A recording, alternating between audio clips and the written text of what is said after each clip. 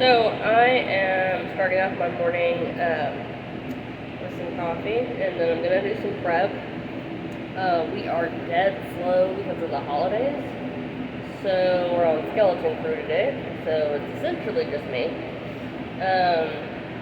But before I started doing my prep, I thought I would do that video I wanted to do about the differences, the pros and cons to independently owned restaurants versus like hotel restaurants. So we'll start off with independently owned. So independently owned, you will have, hearsay, more creative freedom with your dishes and your ingredients and stuff like that. There is a lot more creativity in most places. Con is 9 times out of 10, your privately owned restaurant is not going to have health insurance. It's not going to have PTOs. It's not going to have retirements. It's not going to have those basic things that you really need. That's not to say that there are some that do, but they're very few and far between. So, hotel restaurants, normally you do not get a lot of creative freedom with them because their brand has a certain requirement for each dish, each menu item, the price, that kind of thing. Even ingredients, they have a much stricter budget, in my opinion, than privately owned because they have to go by their brand. So, but you're gonna get insurance, you're gonna get PTOs, you're gonna get that retirement, and then also you're gonna get designated days.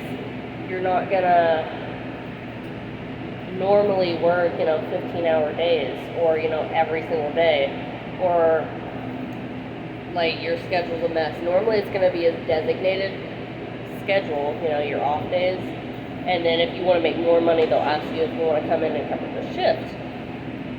You can say yes or no.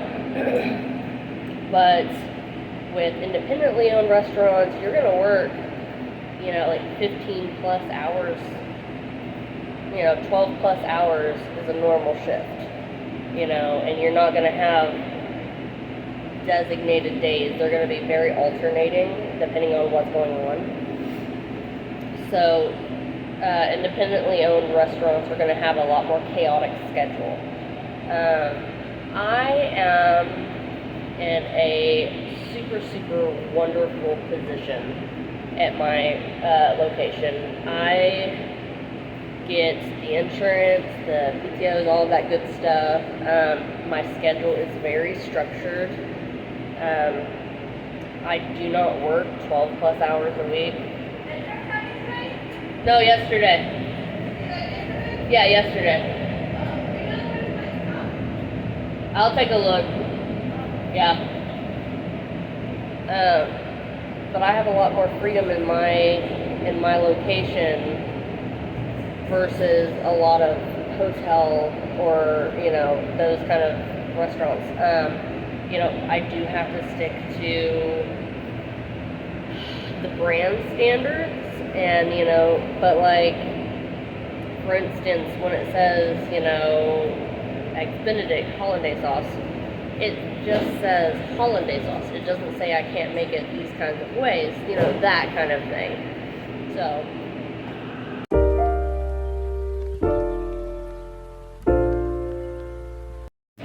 But another thing to consider is the different kinds of customer flow. For instance, right now, it's about to be Thanksgiving tomorrow. My location is super dead because, it is a hotel restaurant. But people for, Christmas and Thanksgiving, they don't stay at hotels typically. They go and stay at families. So our location is super dead, and because of that, we have a skeleton crew the next 2 weeks. so hours have been cut. But independent restaurants, these times typically are crazy busy holidays. So you're going to be working a lot more on top of what your normal hours are, most locations. So that's another thing to consider when you are looking for a location to be at. It literally is just like Christmas and Thanksgiving is like the only time in the year that my location is like really dead. But besides that, like, we're popping. So just another thing to consider. Pay. So with independent restaurants, the amount of money you get paid is going to be a little bit different than a hotel restaurant.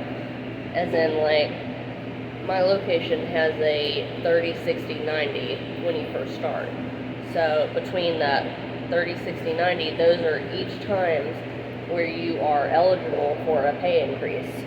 And then it's a yearly on after that. Unless, you know, for whatever reason your boss decides to give you a pay increase, or they've noticed that you've been doing like really good work lately and go ahead and give you another pay increase. But for that 30, 60, 90, you have the ability. Doesn't necessarily mean you're going to get it due to your performance and stuff, but you have the ability to earn another pay increase on top of that yearly that you'll get every year.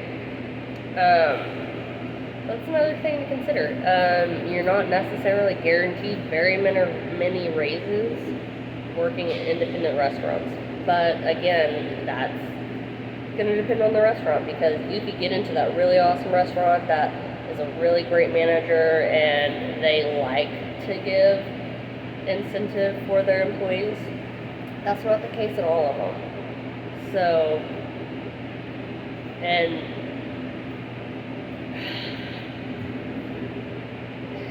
privately owned restaurants or independently owned restaurants versus hotel restaurants, they are different atmospheres. Completely different atmospheres. So what flies in an independent restaurant typically is not going to fly in a hotel restaurant, because it's not just the restaurant, it is a brand that you have to perform and you have to hold up to that standard, regardless if you're in the kitchen or not.